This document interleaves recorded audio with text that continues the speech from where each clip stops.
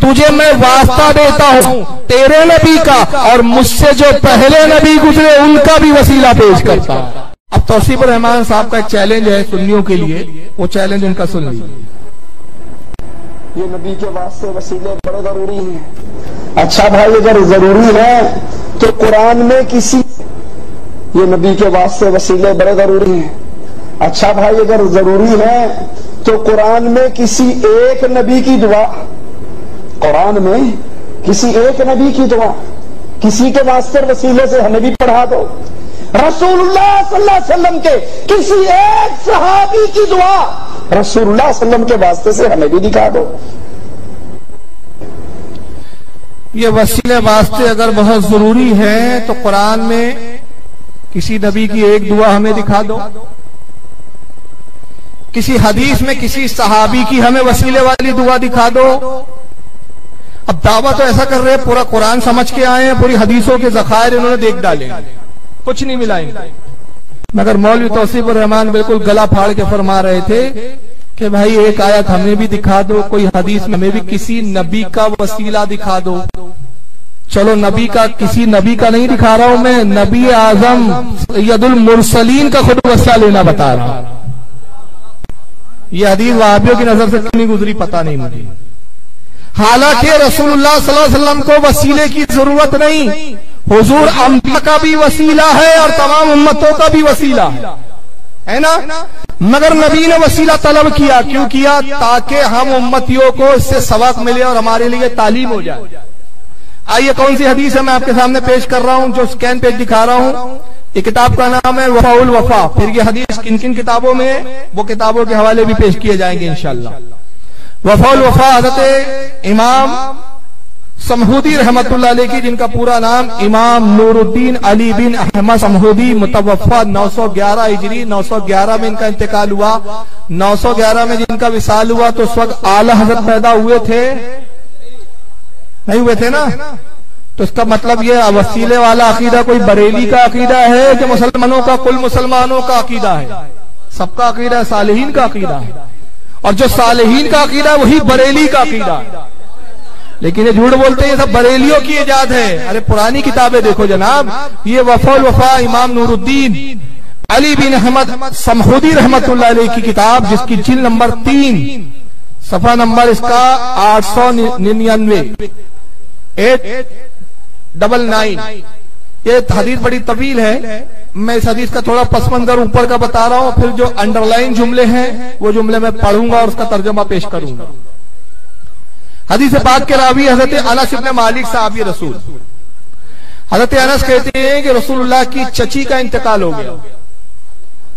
ابو طالب کی بیوی تھی حضور کی چچی، اور ان کا نام کیا تھا؟ فاطمہ بنت اسد۔ اور حضور کے دادا اور حضور کی والدہ کے وصال کے بعد ابو طالب نے چونکہ حضور کو پالا تھا، چچا کی اور چچی کی پرورش میں آئے، تو چچی حضور سے اتنی محبت کرتی تھی جیسے ایک ماں کرتی ہے۔ تو رسول اللہ اپنی چچی حضرت فاطمہ بنت اسد کو، جو حضرت علی کی ماں تھی، حضرت علی کی والدہ تھی اور حضرت فاطمہ کی ساس تھی، ابو طالب کی بیوی تھی، حضور کی سگی چچی تھی، اتنی محبت کرتے تھے نبی پاک صلی اللہ علیہ وسلم ان سے کہ محبت میں چچی نہیں کہتے تھے بلکہ ماں کہا کرتے تھے، ماں فرمایا کرتے تھے۔ اور ان کا انتقال ہو گیا تو حضور ایسے ہی غمگین ہوئے جیسے کوئی سگی ماں کے انتقال پہ غمگین ہوتا۔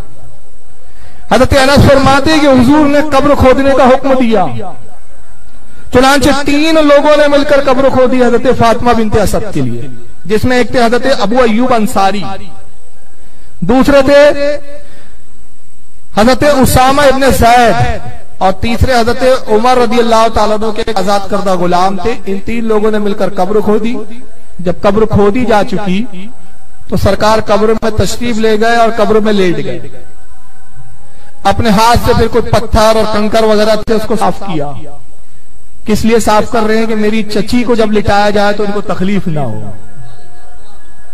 حضور اس میں کچھ دیر لیٹے رہے، تو لیٹے کیوں رہے؟ تاکہ میرے لیٹنے سے قبر میں برکت آ جائے۔ پھر آقا قبر اس میں کھڑے ہوئے اور صحابہ سے ارشاد فرمایا کہ میری چچی کو میرے حوالے کرو۔ صحابہ اکرام نے حضور صلی اللہ علیہ وسلم کی چچی کو جس طرح میت قبر میں ڈالی جاتی ہے کپڑے کے ذریعے، اس طرح سے دیا۔ حضور نے اپنے دستے مبارک پہ لیا اور بڑی نرمی کے ساتھ اپنی چچی کو قبر میں رکھا۔ حضور کی آنکھوں میں آنسو تھے، سرکار قبر کے باہر تشریف لائے، پھر اپنے ہاتھوں کو اٹھایا اور یہ دعا فرمائی. اب وہ دعا آپ کو مانیٹر پہ دکھیں گے، دکھائیے ذرا. اب وہ ریڈ پین میں جو نشان لگا ہے وہی میں حصہ پڑھ رہا ہوں جو دعا کا حصہ. ثم قال، اور پھر حضور نے یہ دعا فرمائی. کیا دعا کی؟ اللہ الذی یحیی و یمیت وہو حی لا یموت. عرض کیا ہے رب کائنات، بے شک تو ہی زندہ ہے، اللہ ہی زندگی اور موت دیتا ہے، اللہ ہی زندگی کا عطا کرنے والا، اللہ ہی موت کو عطا کرتا ہے، اور وہ زندہ ہے، اسے موت نہیں. سب کو موت ہے لیکن اللہ کو موت نہیں ہے. اے رب کائنات تجھے موت نہیں ہے، تو ہی زندگی عطا کرتا ہے، تو ہی موت دیتا ہے. اغفر لے امی فاطمہ بنت اسد، اے پروردگار میری ماں فاطمہ بنت اسد کی بخشش فرما. ماں کہا اپنی چچی کو یہاں، اے پروردگار میری ماں فاطمہ بنت اسد کی بخشش فرما. اب کیسے فرما؟ وَوَسِّعَ عَلَيْهَا مَدْخَلَهَا، اور میری ماں کی قبر کو حد نگاہ تک وسیع کر دے، جہاں تک نگاہ جائے قبر کو کشادہ فرما دے، بڑی فرما دے. بے حق نبی کا وَالْأَنْبِيَاءِ الَّذِينَ مِنْ قَبْلِكَ، تجھے میں واسطہ دیتا ہوں تیرے نبی کا اور مجھ سے جو پہلے نبی گزرے ان کا بھی وسیلہ پیش کرتا.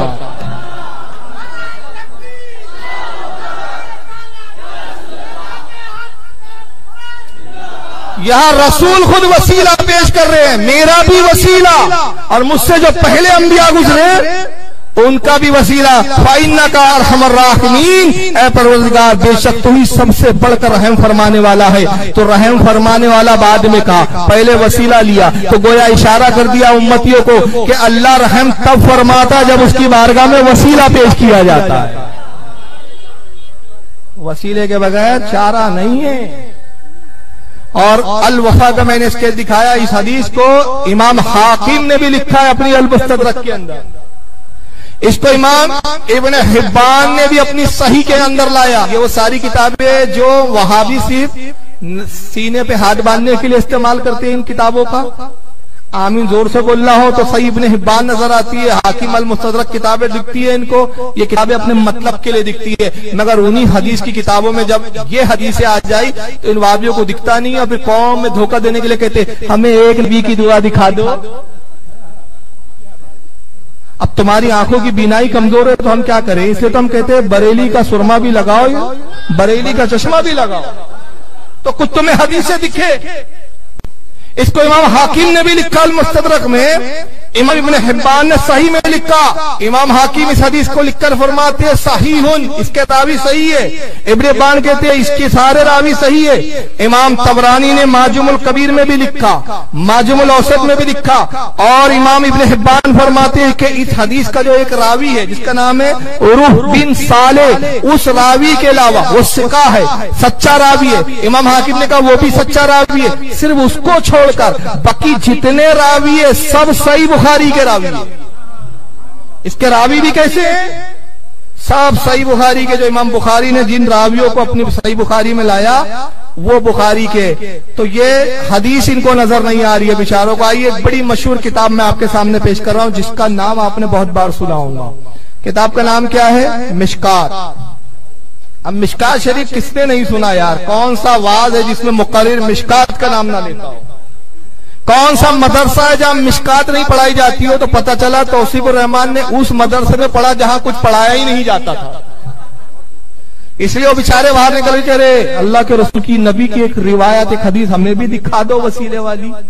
چلو میں دکھاتا ہوں آپ کو. مشکات کی جلد نمبر 4 ہے، صفحہ نمبر 188، کتاب الرقاق، حدیث نمبر 5247، حدیث نمبر 5247. اب بڑی ہو کر یہ حدیث آپ کے سامنے آ گئی ہے. صاحب مشکات کہتے ہیں وعن امیہ ابن خالد ابن عبداللہ ابن اسید، اس کو روایت کیا امیہ بن خالد بن عبداللہ اسید رضی اللہ تعالی عنہم نے عن النبی صلی اللہ علیہ وسلم، اور وہ روایت کرتے رسول اللہ سے کہ رسول اللہ سے یہ روایت ہے انہو کانا یستفتح بسعالک المہاجرین، کہتے ہیں کہ نبی پاک سے یہ مروی ہے کہ جب حضور جنگ میں ہوتے تو آپ جنگ میں فقراء مہاجرین کے وسیلے سے فتح کی دعا کیا کرتے تھے، فتح مانگا کرتے تھے. کس کے وسیلے سے؟ فقراء مہاجرین. اب مہاجرین کون تھے؟ ایک ایک لفظ تم دیا. فقراء کیا تھے؟ مہاجرین کیا تھے؟ مہاجرین وہ صحابی تھے جنہوں نے مکہ سے ہجرت کر کے مدینے کو اختیار کیا تھا. اور فقراء اس لیے سے کہ اتنے غریب اور مسکین تھے کہ ایک لباس کے علاوہ دوسرا لباس پہننے کے لیے نہیں ہوتا تھا. اس میں بعد اصحاب صفہ کی جماعت تھی. ان کا حال یہ تھا اصحاب صفہ کا کہ ابو ہریرہ فرماتے اصحاب صفہ کی جماعت میں وہ بھی شامل ہے. فرماتے ہم اصحاب صفہ کی غربت کا عالم یہ تھا, ہم ایسے فقیر اور فقراء کی جماعت تھے کہ لباس کا یہ حال کہ اگر شرمگاہ چھپائے تو پیٹ کھل جائے, اور پیٹ پہ اگر ہم چھپائیں اپنی پیٹ اور پیٹ کو اگر کپڑوں سے چھپائیں تو شرمگاہ ظاہر ہو جائے, تو ہم صرف اتنا سا ایک کپڑا باندھ لیتے جو ہمارے گھٹنوں سے اوپر ہوتا, شرمگاہ چھپاتا, پیٹ کھلا, گھٹنوں سے نیچے کا حصہ بھی کھلا. اور اسی کو ہمارے یہاں کہا جاتا ہے فقراء کی جماعت. اولیاء میں ایسی بھی جماعتیں ہوتی ہے جس کو کلندر کہا ہے, جو ایک لنگی اور ایک لباس میں زندگی گزار دیتے. اللہ کے نبی ان کے وسیلے سے دعا کرتے ہیں, اور یہ تو مشکات میں یہی لفظ آئے شریف کہ حضور فقراء مہاجرین کے وسیلے سے فتح کی دعا مانگا کرتے تھے. اس کی شرح میں ملا علی قاری کا کیا فرماتے ذرا آئیے کہ دعا کیسے ہوتی تھی. یہ ملا علی قاری کی شرح مشکات, مرقات شرح مشکات بڑی مشہور کتاب ہے ان کی, کئی جلدوں میں. اس کی جلد نمبر 5 صفحہ نمبر 61 پر ملا علی قاری روایت یوں کرتے ہیں, وقال ابن الملک, کہتے ابن الملک سے روایت ہے, وہ کہتے ہیں میں یقول, اللہ کے نبی یوں دعا کرتے, حضور کے الفاظ دعا کے یوں ہوتے, یوں آپ عرض کرتے اللہم انصرنا علی الاعداء بحق عبادک الفقراء المہاجرین. اللہ کے نبی یوں دعا کرتے اے اللہ ہمیں دشمنوں پر فتح اور مدد عطا فرما, واسطہ تجھے تیرے فقراء مہاجرین بندوں کا, تیرے فقراء مہاجرین بندوں کا واسطہ, ان کا وسیلہ کہ ان دشمنوں پہ ہم کو فتح عطا فرما. اب ذرا تصور کیجئے جنگ کا ماحول کیا ہوتا ہے. بہت سخت ہوتا ہے, جان پہ بنی آتی ہے, دشمن حاوی ہو رہا ہے. دشمن حاوی ہونے کا مطلب آپ کی موت قریب. اب موت سامنے, اس سے زیادہ سخت اور دشوار کوئی مرحلہ ہو سکتا ہے؟ نہیں ہو سکتا ہے. آقا اس سخت مرحلے میں وسیلے سے دعا کر کے بتا رہے ہیں, امت کو تعلیم دے رہے ہیں کہ جب تم پر مشکل وقت آئے تو تمہاری دعا تبھی مشکل وقتوں میں قبول ہوں گی جب تم وسیلہ پیش کرو گے.